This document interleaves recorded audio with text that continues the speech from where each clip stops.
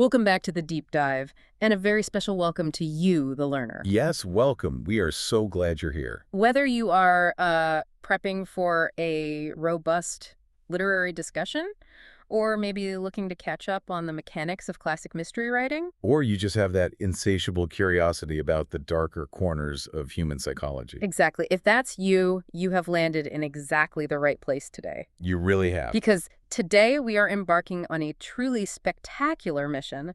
We are going to unpack Agatha Christie's mystery novel, Appointment with Death. Such a brilliant piece of work. It really is. And right from the outset, I mean, we really have to establish that this particular work defies those conventional expectations of a simple whodunit. It absolutely does. What we're actually looking at here is a masterclass in psychological tension. Yeah, and the mechanics of coercive control. Right. And to really get into that, the sources we're pulling from today provide this rich, multidimensional view of the narrative. We are diving deep into the original text of the novel itself, obviously. Which gives us the raw plot, those incredibly intricate psychological profiles of the characters, and of course, Hercule Poirot's famously methodical deductions. But, to elevate this beyond just a simple plot summary, we're also bringing in some historical commentary. Yes, from Christie's biographer, Charles Osborne.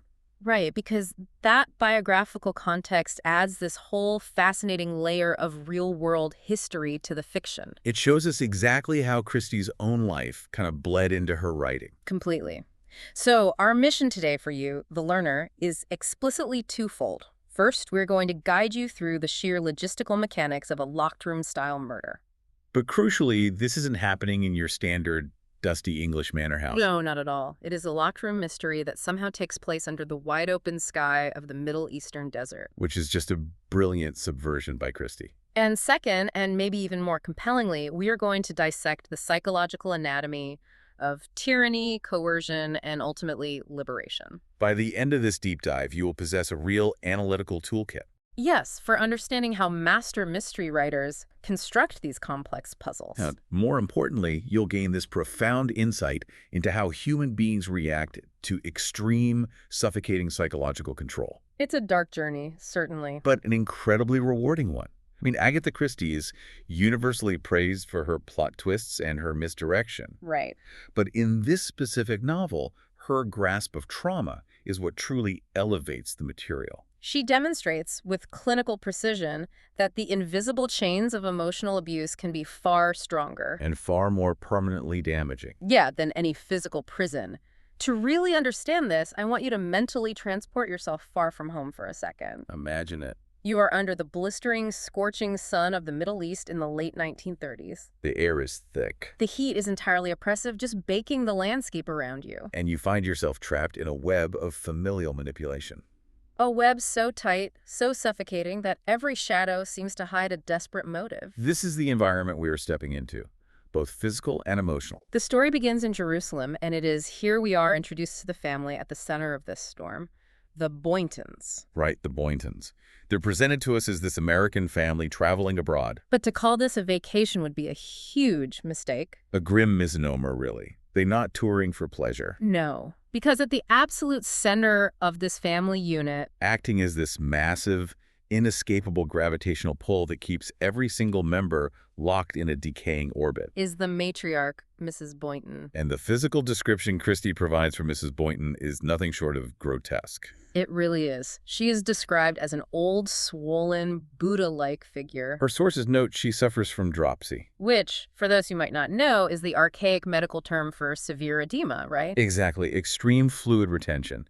And she has severe cardiac issues on top of that. So she physically cannot do much for herself. She requires constant assistance to move, to sit, to just exist in this hot environment. Yet, despite this profound bodily infirmity, or maybe in some twisted psychological way, because of it, she rules her entire family with an absolute, terrifying iron fist. The imagery Christie uses to describe her is deliberately repulsive. But hypnotic, too. It paints a picture of a creature that is completely immobile but possesses immense radiant power. Dr. Theodore Girard enters the picture here. He's an eminent French psychologist who happens to be staying at the same hotel in Jerusalem. Right, and he observes her interacting with her family and immediately recognizes the pathology at play. He doesn't just see a sickly old woman. No, he describes her using a very specific French term, a dompteuse. An animal tamer. Exactly. But Gerard makes a crucial, chilling distinction here. A traditional animal tamer uses a whip, right? They use physical pain. But Mrs. Boynton does not inflict physical pain. She is a purely mental sadist. She rejoices in achieving and maintaining absolute, terrifying control over the minds and the wills of her family members. That distinction between physical and mental sadism is so vital to understanding the entire architecture of their family dynamic. It really is the core of it. She has deliberately and systematically isolated her stepchildren. That's Lennox, Carol, and Raymond. Yes, as well as Lennox's wife, Nadine, and her own biological daughter, Ginevra, who goes by Ginny. Mrs. Boynton has completely shut them off from the outside world to maintain this power. And the methods of her control are total. She controls the purse strings, absolutely. Meaning they have no financial independence whatsoever. None. But she also controls their reality. They have no social independence, no friends, no hobbies. No life experiences outside of her immediate, overwhelming shadow. What is particularly fascinating in the text is how Christie details the physical manifestations of this years-long psychological abuse. Right, it's not just what they say, it's how their bodies react. Exactly. It is deeply embedded in how their bodies involuntarily react to her presence and to the outside world. But Dr. Gerard really utilizes his clinical gaze here. He observes them in the hotel lounge. And he specifically notes Lennox Boynton's demeanor, describing it as a dumb, bestial endurance. That phrase is so heavy. It is. He compares Lennox to a wounded dog or a sick horse that has suffered so much for so long that it has simply stopped trying to escape. Lennox is just waiting for the next blow. He's existing in a total state of learned helplessness. And then you look at Raymond, the younger brother. The text describes him physically shying like a nervous horse whenever a stranger attempts to speak to him. If someone simply says hello, he physically flushes. His eyes dart apprehensively toward his mother to gauge her reaction. He exists in a constant, agonizing state of high nervous tension. But perhaps the most disturbing visual belongs to Ginny, the youngest daughter. Oh, absolutely. Gerard notices her sitting at the table with this beautiful, unearthly, completely vacant smile. He compares her to a remote statue from the Acropolis. But beneath the table, hidden in her lap, her hands are frantically, mechanically tearing a delicate handkerchief into tiny shreds. It is a haunting juxtaposition. The still, remote, frozen face and the busy, destructive, desperately anxious hands. That image of Ginny tearing the handkerchief perfectly encapsulates the cognitive dissonance of surviving coercive control. Yes. On the surface, you must maintain the illusion of placidity to avoid triggering the abuser. But internally, the psychological pressure is violently tearing you apart. Now, to an outsider who isn't trained to look closely. Someone who isn't a Dr. Gerard. Right. To them, this might just seem like an eccentric, tight-knit, perhaps overly introverted group. And Christie actually provides us with a character to represent this exact flawed outsider perspective, Jefferson Cope. Jefferson Cope is fascinating because he is the archetype of the well-meaning but utterly blind observer. He's an American family friend who has been traveling with them. And he's a sentimentalist through and through. When discussing the Boyntons with Dr. Gerard, Cope insists it is simply a devoted family. He genuinely believes they all revolve around the old lady because she has generously dedicated her life to raising them. Cope's perspective highlights how easily toxic environments disguise themselves to the untrained eye. He views the situation through the lens of traditional familial duty. He thinks it's just a case of an overprotective mother and a group of young adults who lack a bit of independence. He is entirely blind to the dark reality. He doesn't see what the clinical psychologist sees. Nor does he see what Sarah King sees. She's a young, sharp, observant English doctor also staying at the hotel. Sarah King takes one look at the dynamic and correctly identifies Mrs. Boynton as a gross spider in the center of a web. Sarah realizes that what Cope calls devotion is actually a dark, eddying stream of hatred and fear. And this dichotomy between the outsider's assumption and the insider's reality forces us to confront a deeply uncomfortable question. It's a question you, the learner, might find yourself pondering when observing toxic situations in the real world. Right. Why do people stay in these deeply coercive environments? Why don't these grown, physically capable adults simply stand up, walk out the door of the hotel, and start their own lives? Christie doesn't shy away from this at all. She explores the mechanics of their captivity deeply. The answer lies in the profound depth of their isolation. The conditioning has been absolute. And it started so early that their mental and social development has been deliberately stunted. They lack the foundational confidence, the basic social mechanics required to navigate society. Mrs. Boynton has conditioned them to genuinely believe that they cannot survive outside her web.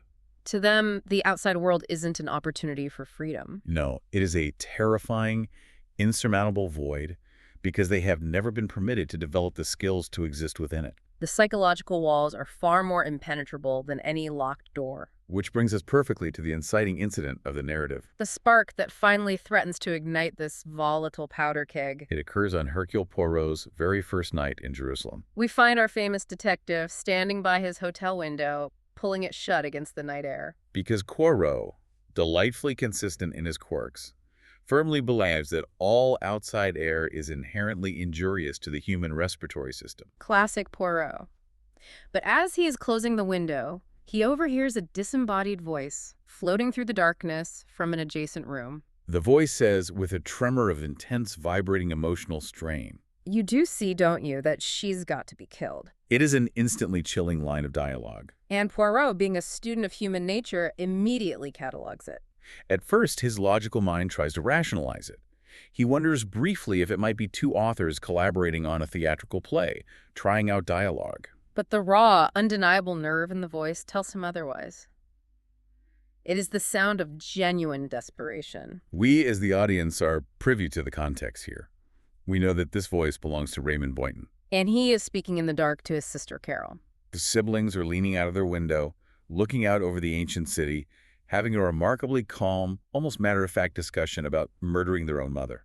And what makes the scene so brilliant and so tragic is that their dialogue is entirely devoid of traditional malice. It doesn't sound like greed or revenge. No. It sounds like sheer survivalist desperation.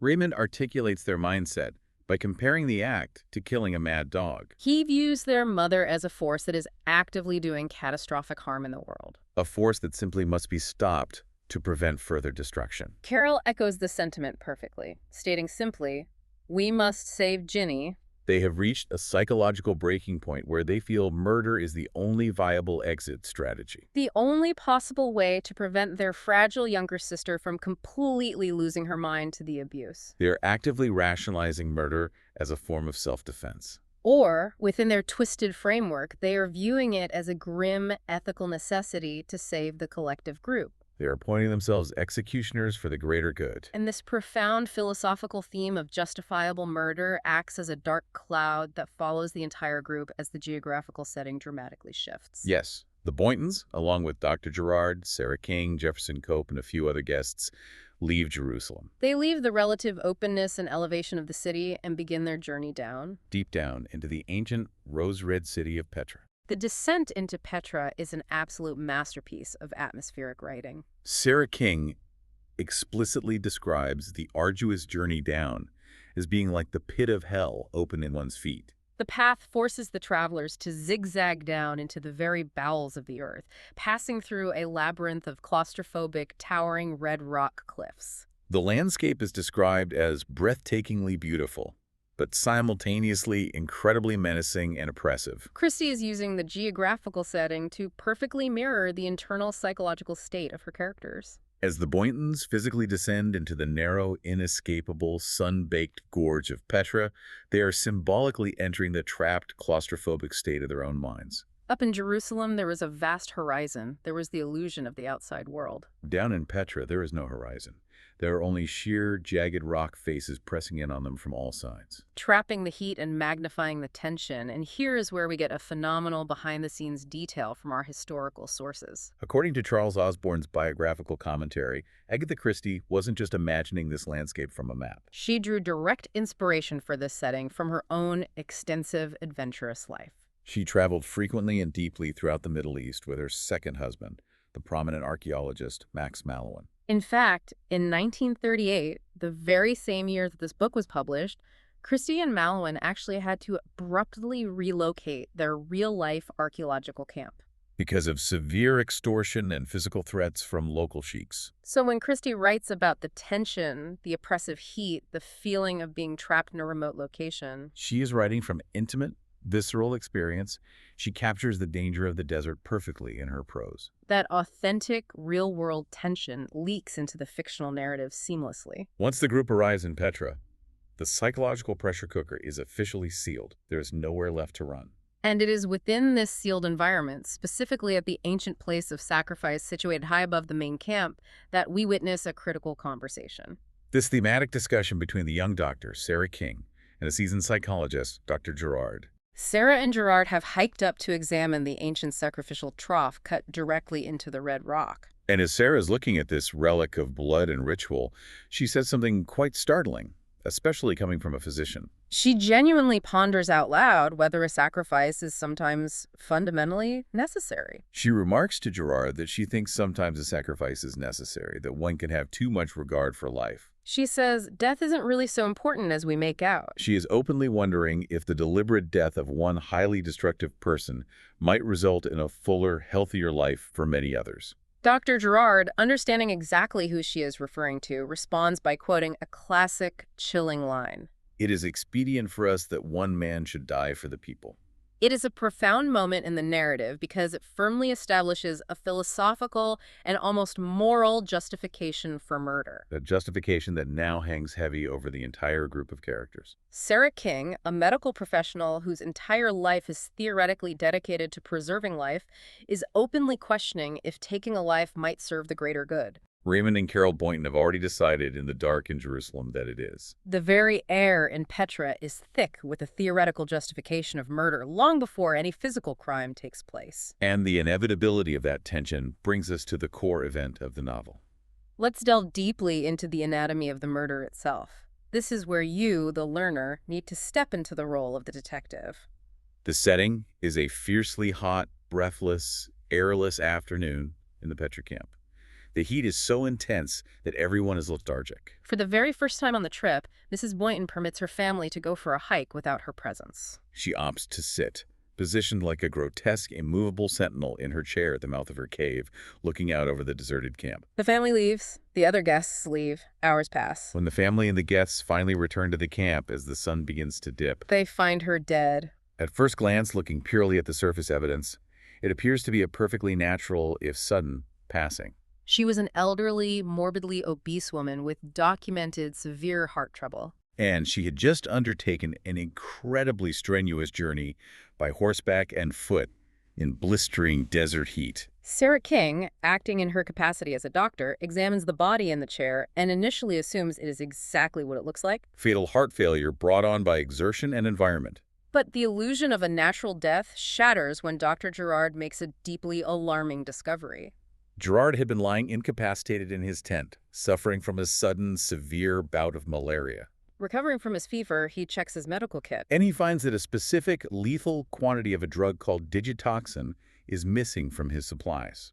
And it isn't just the drug that has vanished. No. He realizes that his hypodermic syringe had been stolen from his tent at some point during the afternoon of the murder. And then bizarrely, mysteriously returned to his kit during the night. Armed with this terrifying new information, Sarah King re-examines the body under a harsher light. And she discovers a tiny, almost invisible puncture mark on the dead woman's thick wrist. The physical evidence is now undeniable.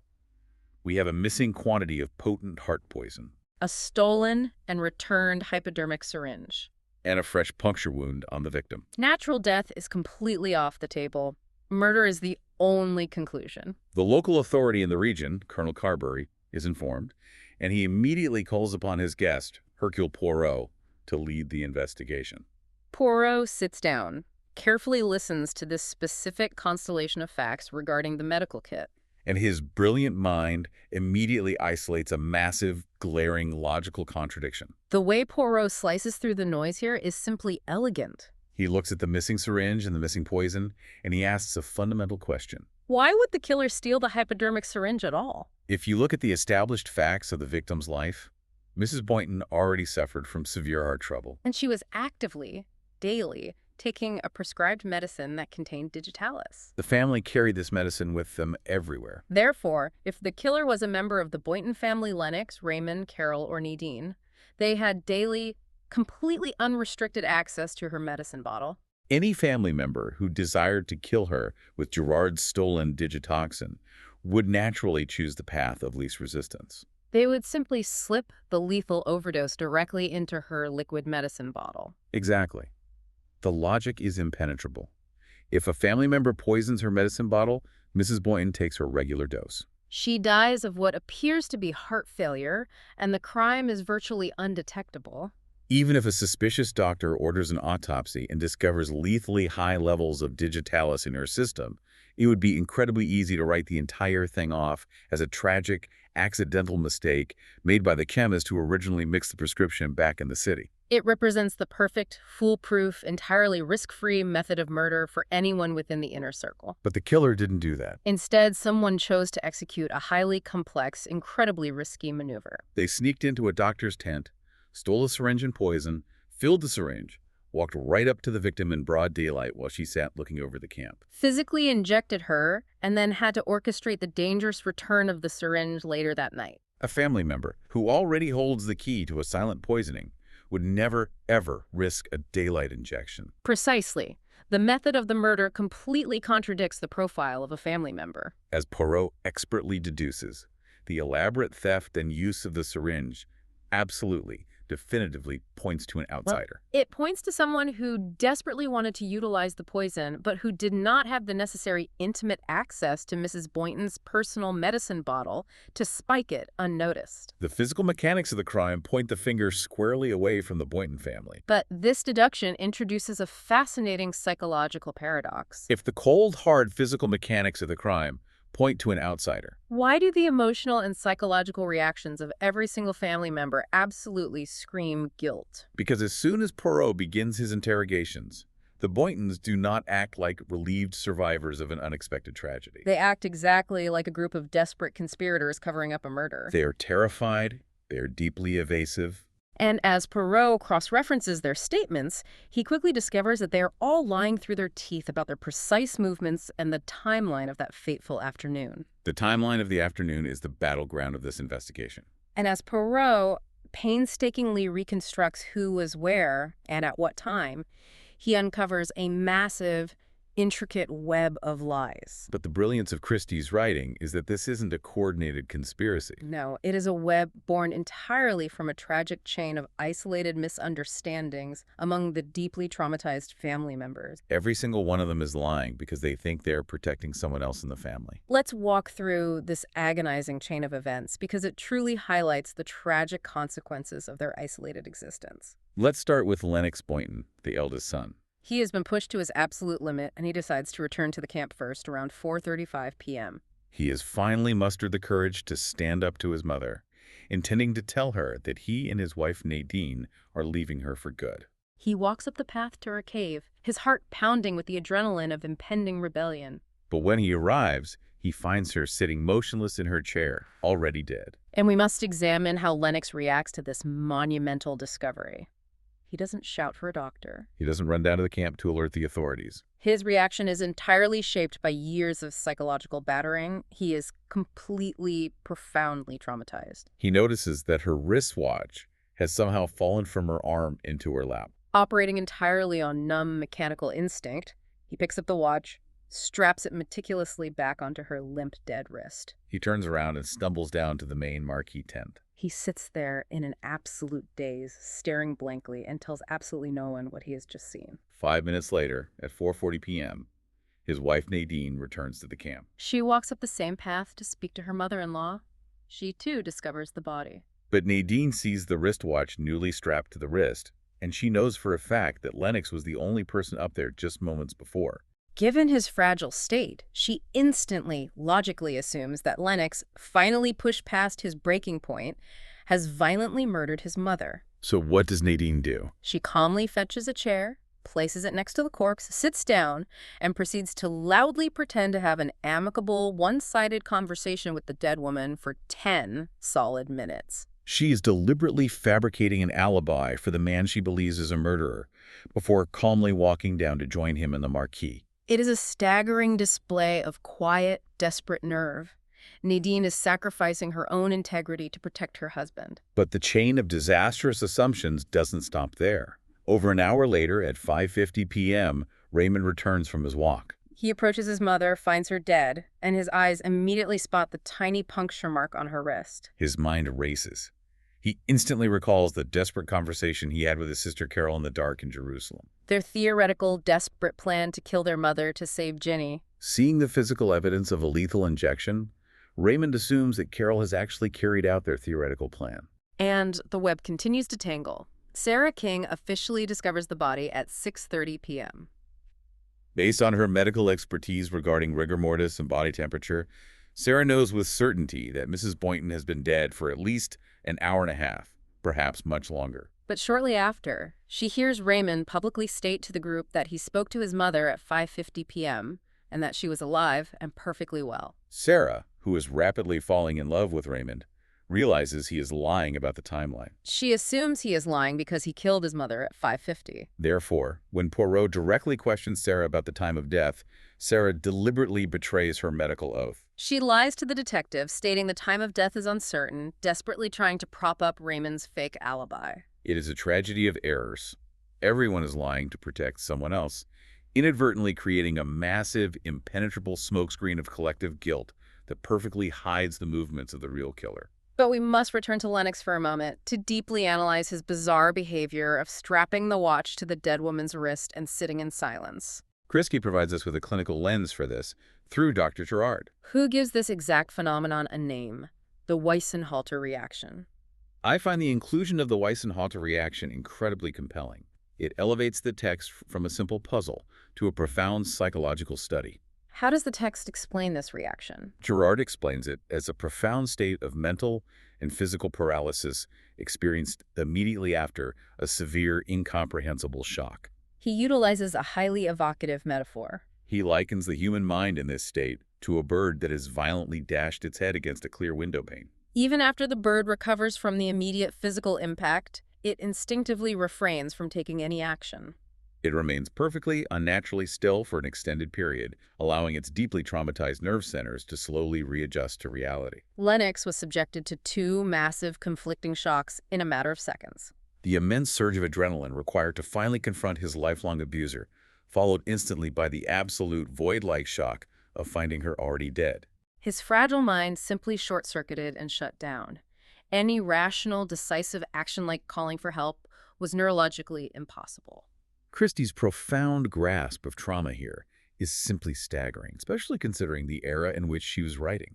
Long before terms like PTSD or freeze response were part of the common lexicon, she was accurately documenting them. She isn't just writing characters in a logic puzzle. She is writing deeply accurate, empathetic case studies of abuse victims. The Boyntons do not act like rational actors because they have been actively prevented from developing rational, independent thought for decades. They act exactly like people whose psychological foundations have been systematically battered. This profound understanding of their psychology brings Poirot to a crucial investigative juncture. Through rigorous deduction, he has successfully dismantled the protective lies of the Boynton family. He has proved to himself, and eventually to them, that despite their deep-seated feelings of guilt and complicity, they are all physically innocent of the actual act of murder. The dense smokescreen of familial trauma has finally cleared. And standing there, entirely untouched by the emotional chaos of the family drama, are the outsiders. This brings us to a fascinating segment of the deep dive. With the family cleared, we must turn our magnifying glass onto the outsiders. The very people Poirot's deduction regarding the syringe pointed to in the first place. Who are these outsiders? Yeah. We have Dr. Gerard and Sarah King, both of whom possess the necessary medical knowledge to execute the crime. But both have rock-solid alibis and highly dubious motives. We have Jefferson Cope, the sentimental American, but he actually stands to lose financially and emotionally because of the death. And then we have Lady Westholme and her companion, Miss Pierce. We must focus intensely on Lady Westholme. She is an utterly formidable, overwhelming presence in the narrative. She is an English peeress, an active member of Parliament. A woman who seems to live permanently in stout brogues and indestructible tweeds. She spends her time bullying local villagers, loudly dictating public policy to anyone in earshot, and imposing her will with an iron voice. She is obsessed with efficiency, order, and she absolutely lacks a single shred of self-doubt. And our historical sources provide a brilliant, illuminating nugget of context regarding her creation. Charles Osborne's commentary notes that Agatha Christie modeled the character of Lady Westholme directly on Lady Astor. Lady Astor was a highly prominent real-life figure, an American who married into the English aristocracy and subsequently became the very first female member of Parliament to take her seat in the House of Commons. Christie was clearly having a bit of fun with this, because she even slips a hilarious, thinly veiled historical reference right into the dialogue. Do you recall the famous, possibly apocryphal quip where Winston Churchill supposedly told Lady Astor that if he were her husband, he would drink poisoned coffee? Yes, the text mirrors that legendary exchange almost exactly. During a particularly exhausting scene, Dr. Gerard is completely worn down by Lady Westholme's endless, aggressive lecturing on the proper management of pauper lunatics. He mutters under his breath that that woman should be poisoned, and it is incredible to him that she has had a husband for many years and that he has not already done so. It is a highly witty inclusion for readers in the know, but it serves a crucial narrative purpose. It firmly establishes Lady Westholme as a character of supreme arrogance, immense public visibility, and abrasive dominance. Constantly orbiting this dominant sun is Miss Amabel Pierce. Miss Pierce is essentially Lady Westholme's satellite. She is a vague, fluttering, highly suggestible woman, always nervously tearing up small pieces of paper. She possesses virtually no independent will. Her entire function is to simply nod and agree with whatever forceful opinion Lady Westholme happens to be expressing. Before we move to the final climax of the investigation, it is important to touch upon the unresolved subplot of Ginevra, or Ginny, the youngest Boynton. While the older siblings are paralyzed by their trauma and their guilt, Ginny's fragile mind has completely fractured. She has escaped the reality of her mother's abuse by retreating into full-blown delusions of persecution and grandeur. She genuinely believes she is a secret royal figure, constantly surrounded by dangerous enemies in elaborate disguises who are plotting to kidnap or assassinate her. The suggestible Miss Pierce even overhears some of Ginny's ramblings and becomes breathlessly excited. She genuinely theorizes that the traumatized girl might actually be the escaped Russian Grand Duchess Tatiana. It highlights how easily fiction can be woven from trauma. It acts as a classic Christie red herring, injecting a note of international espionage into the domestic tragedy. But Dr. Gerard, ever the perceptive clinician, sees through the delusion to the truth of the pathology. He realizes that Ginny, beneath her fragility, is fundamentally exactly like her mother. She possesses a fierce, dramatic personality. She craves importance and yearns to impress her vivid will upon the world. But because Mrs. Boynton aggressively suppressed every ounce of that natural energy, it had absolutely nowhere healthy to go. So the trapped energy turned inward and fractured her mind, manifesting as these grandiose, paranoid delusions. And Dr. Gerard's proposed cure for Ginny is absolutely fascinating. He doesn't suggest locking her away in an asylum or heavily sedating her into compliance. His plan is to take her to a specialized clinic in Paris, stabilize her, and then deliberately channel that fierce, suppressed dramatic energy into professional acting. He argues that she needs the literal stage to safely express her immense, vivid personality. It is a surprisingly modern, highly progressive view of psychological treatment for a novel written in the late 1930s. The idea of redirecting a harmful pathology into a productive, healing passion. It demonstrates Christie's surprisingly deep engagement with psychological theories of her time. But while Gerard is focused on saving Ginny's fractured mind, Poirot is intensely focused on solving the murder of her mother. And that brings us to the culmination of the deep dive. Poirot gathers all the disparate threads, calls the remaining suspects together, and lays out the undeniable truth. The ruthless killer is the most unlikely, the most publicly irreproachable, the most aggressively respectable person in the entire desert camp. Lady Westholme. Lady Westholme, the formidable member of Parliament. The woman who lectures on public morality. But the immediate question is why? What possible motive could this pillar of British society have to murder a grotesque American tourist in the middle of the desert? To understand this, we have to unpack her fatal flaw.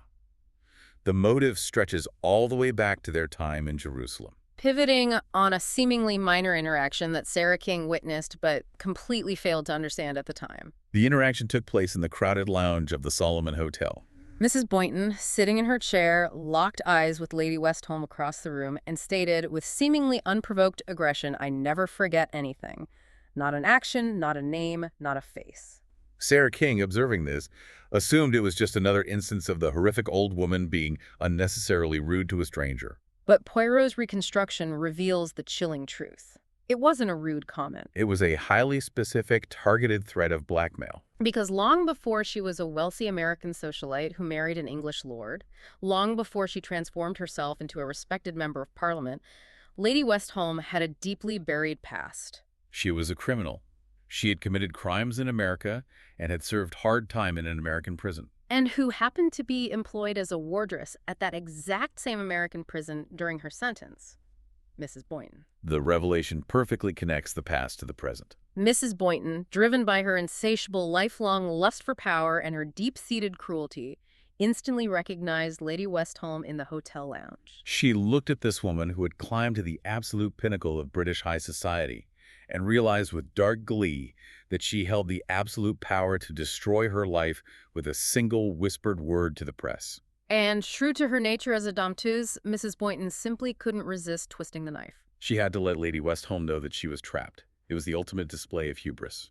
Mrs. Boynton genuinely believed that because she had dominated her broken family for so long, she was entirely untouchable by anyone. But Mrs. Boynton fundamentally misjudged the nature of her victim. Lady Westholme is not a cowed, deeply broken child like Lennox or Raymond. She is not conditioned to endure abuse. She is a ruthlessly ambitious, highly efficient, and incredibly decisive woman who has fought tooth and nail to build her empire. The moment she heard that veiled threat in the lounge, she instantly calculated the stakes. She knew her entire curated life, her aristocratic marriage, her hard-won political career, were all resting on the whim of a sadistic old woman. So without hesitation, she immediately and methodically plotted Mrs. Boynton's permanent elimination. The mechanics of the murder she devised are brilliantly simple, yet they rely heavily on a profound understanding of sociology and psychology. On the hot, airless afternoon in question, Lady Westholme and Miss Pierce set out for a hike. But Lady Westholme, ever the tactician, quickly ascertains that the frail Miss Pierce is exhausted by the heat and will likely doze off in the shade. Leaving her oblivious companion resting against a rock, Lady Westholme swiftly returns to her own tent. She sheds her tweeds, puts on a pair of riding breeches and a khaki coat, and fashions a highly convincing Arab headdress out of a common check duster and some stray knitting wool. She disguises herself entirely as a local Arab servant. It is a brilliant sociological camouflage. She knows that in the deeply classist and racist structure of the 1930s colonial camp, the European guests and family members will completely ignore a servant. To them, a local worker is practically invisible. Cloaked in this prejudice, she walks boldly through the camp in broad daylight. She enters Dr. Gerard's empty tent, quickly steals the syringe and the digitoxin, walks straight up the path to where Mrs. Boynton is sitting, seizes her thick wrist, and injects the lethal dose of poison. Mrs. Boynton, shocked, tries to cry out, but the poison acts quickly. She falls back in her chair and dies. Lady Westholme, utterly composed, simply turns around and walks away, blending back into the scenery. It is a crime executed with sheer, breathtaking audacity. But the true masterpiece of her plan is not the physical act of murder. It is how she secures her unbreakable alibi afterward. She relies entirely on using the fragile mind of Miss Pierce as a psychological shield. After the murder, she sneaks back, sheds the disguise, and wakes the dozing Miss Pierce. They continue their walk, passing back by the camp. From a safe distance of over 200 yards, Lady Westholme loudly calls out a greeting to the dead woman sitting in the chair.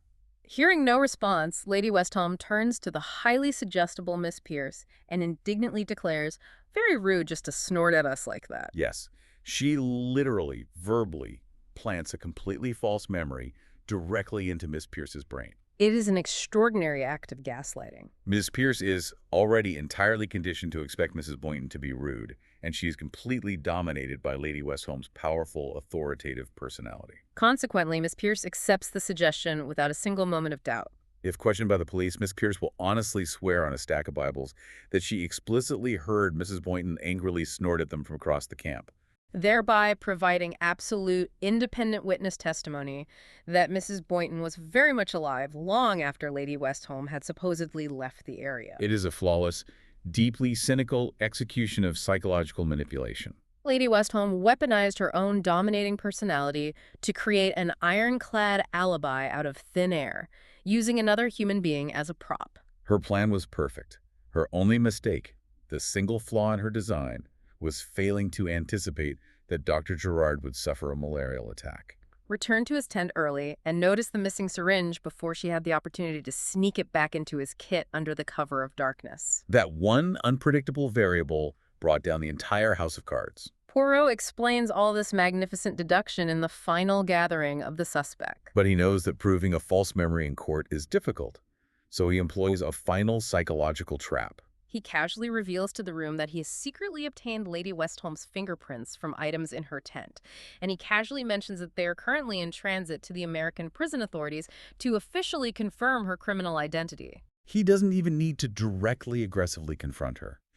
The mere knowledge that the absolute undeniable proof of her past is inevitably coming to light is enough. And Lady Westholme, remaining ruthlessly efficient and pragmatic right to the bitter end, instantly recognizes that she is finally beaten. While Poirot is wrapping up his explanation to the others, a sharp, sudden sound is heard from the adjacent room. Lady Westholme has quietly excused herself, gone to her private quarters, and shot herself. The official story that is subsequently released to the press and the public is that the esteemed member of Parliament was cleaning a revolver, and it tragically went off by accident. Even in her violent death, she maneuvers to maintain her public dignity and her carefully crafted reputation, successfully avoiding the massive public scandal she had just committed murder to prevent. And with the echo of that gunshot, the Boyntons are truly, finally freed. They are liberated both from the physical, daily tyranny of their sadistic mother and from the looming, terrifying threat of the hangman's noose for a crime they didn't commit.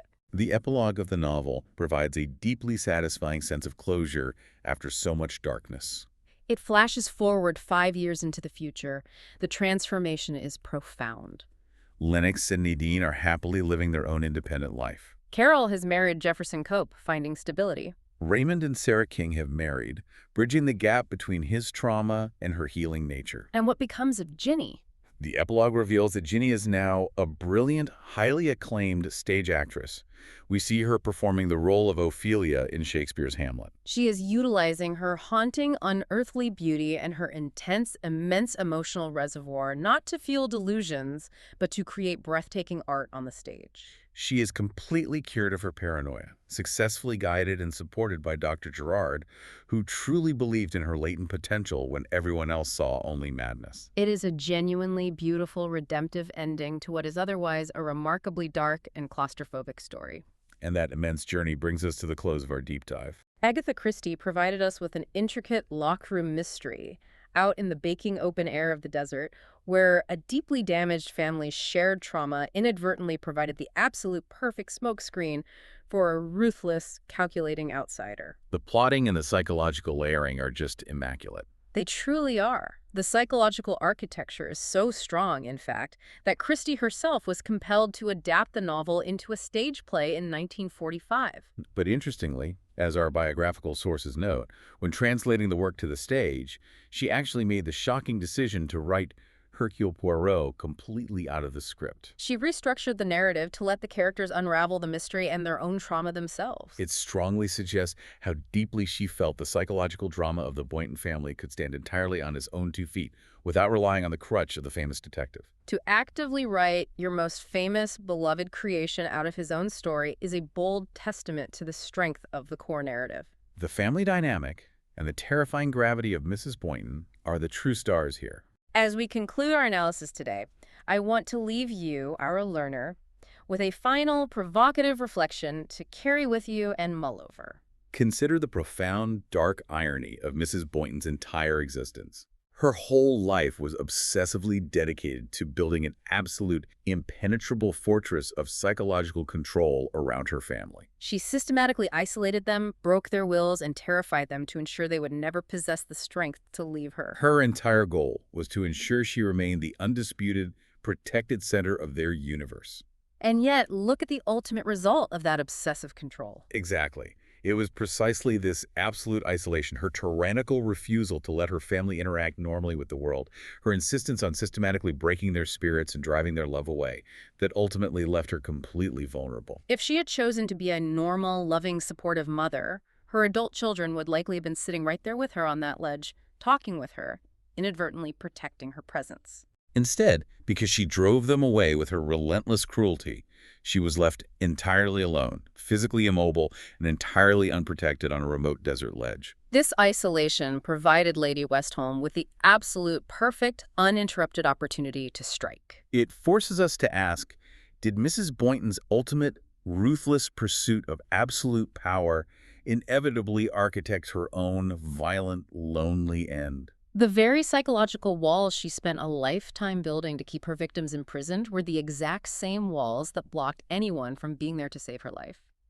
What a profoundly chilling note to end on. It really is. Thank you so much for joining us on this deep dive. We hope you carry this psychological toolkit into your own reading, your understanding of classic mysteries, and your observations of human behavior in the world around you. Until next time.